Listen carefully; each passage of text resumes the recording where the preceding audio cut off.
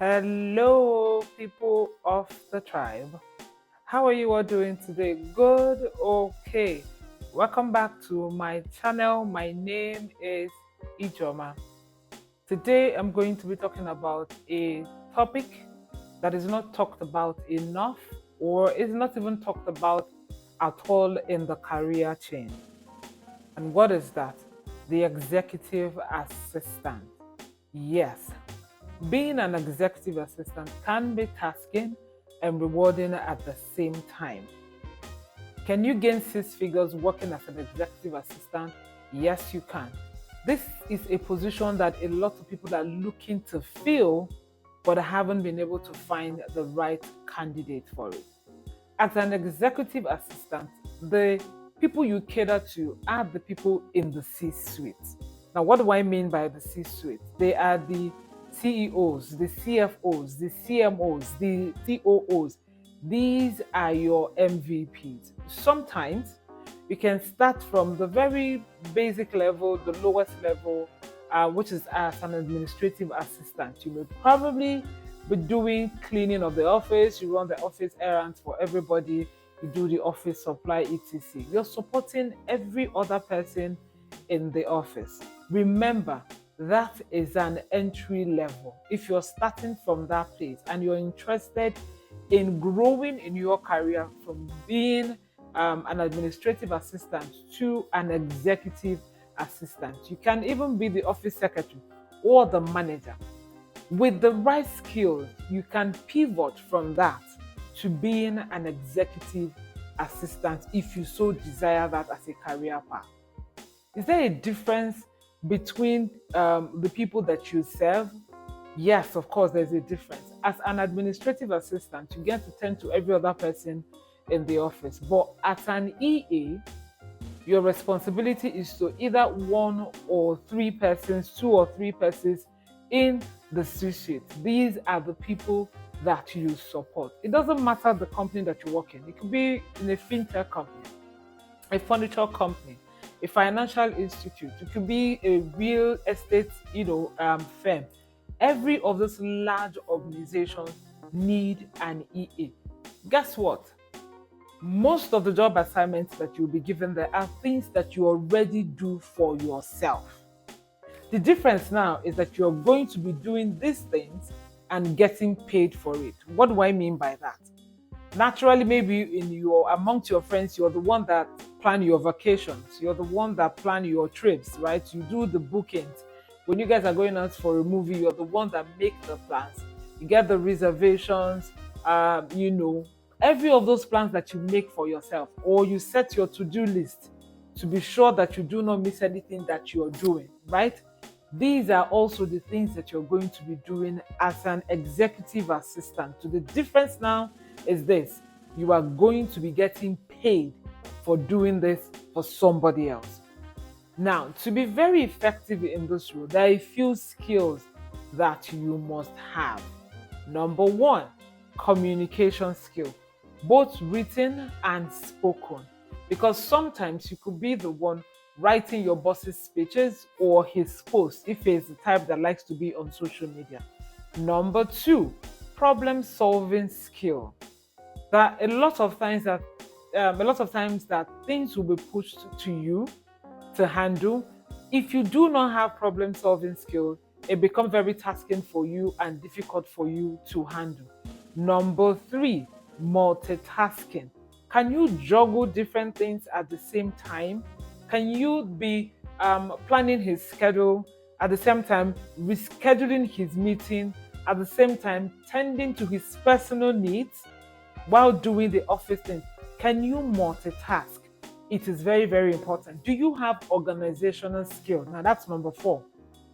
Are you the type that can pull things together? If your boss is the type that have ADHD, you know that he cannot function in a place that is in a mess, an environment that is scattered, that is not organized. They function better when they're in an organized environment. Do you have the skill to organize things and make sure that things are kept in an orderly manner, or that things are done in an orderly manner? Number five, leadership skill. Now, remember, you're going to be working with different people. Apart from the boss that you have as your direct boss, you also have subordinates that you work with. You also have colleagues in the same firm that you work with, right? So you need to develop your leadership style. Number six, are you a team player or you like to work alone? You need to be able to work with a team. Now, what do I mean by that? Remember, you were the EA to the boss, right? So you turn personally to the boss. But then you have the people in the admin section, you have the people in the accounts department, you have the people in HR department, you have the people in the storeroom, whatever. You are going to at some point work with all these people. So are you a team player? If you are not, you need to develop that skill before you begin to think about getting into this career path. Right. Number seven, you need to learn how to do research. Right? This job is very tasking. You need to look for tools that can make this job easy for you. You need to learn how to use different tools to make your job, to minimize the pressure that you are going to be working under, right? So research is very, very important. Number nine, emotional intelligence. Very, very, very important. So you don't get triggered. So you don't take the things that people say to you personal. You don't take the things that your boss said to you personal. You need to be able to learn how to manage people and the things that happen around you. Number 10, what you should wear as a dress, as a suit, as a wig, as a hat is patience. You see that thing they say that patience is virtue? You need a lot of patience if you're going to work as an executive assistant. Now, if your boss is under pressure, that pressure will be passed down to you, right? So you need to understand that what he's doing, he's not being wicked to you, right? But he's also looking for where to blow off steam. You need to be able to be patient to understand the phases that your boss is going through. That way, you'll be able to manage whatever it is that he throws at you. Number 11, very important. You need to learn how to keep quiet. Yes, keep quiet. Learn how to keep secrets. There will be plenty of them as you walk along this path because after a while, you become so close to your boss that a lot of things that you are not supposed to know, you now get to know them. A lot of things that you are not supposed to be privy to, you become privy to those things. So you need to learn how to keep your mouth shut. Speak only when you are asked and speak the right things. Don't become a talkative to the point that you begin to say things that are supposed to be kept under the rug and then you bring it out for other people to listen to.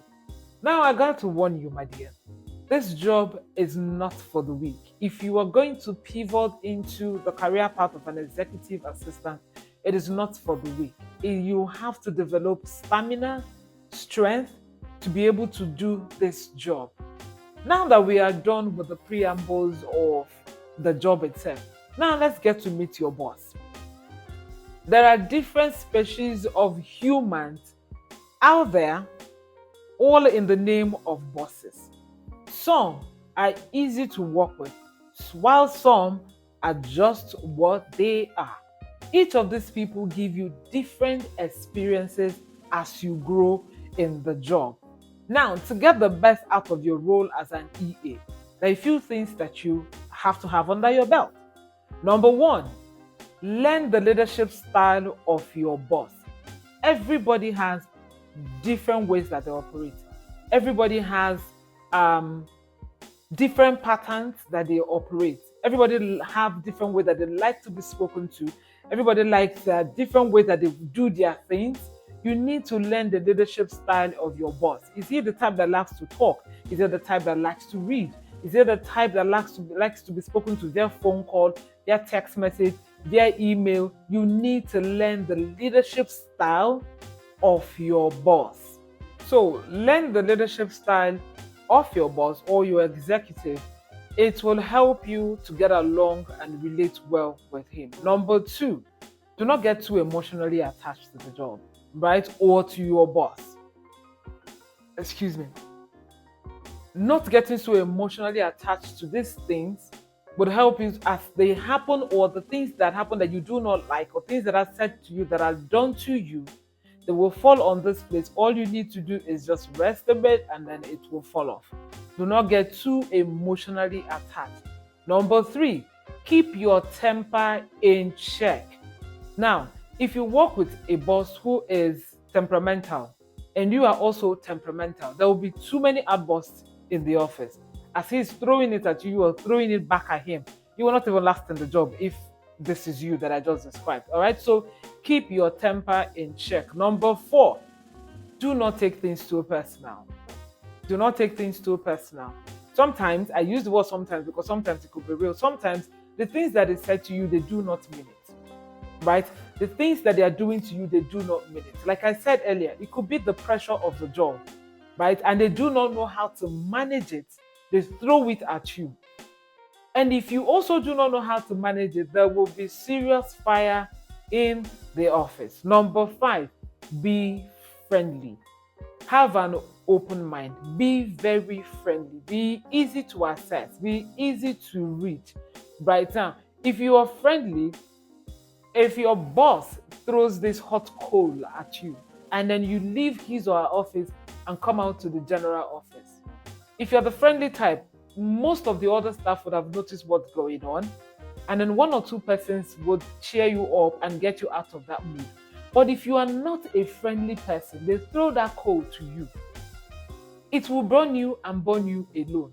They will look at you and notice that something is wrong with you, but they cannot do anything to help you because you have not created that atmosphere for them to be able to reach out to you. Number seven, be emotionally intelligent.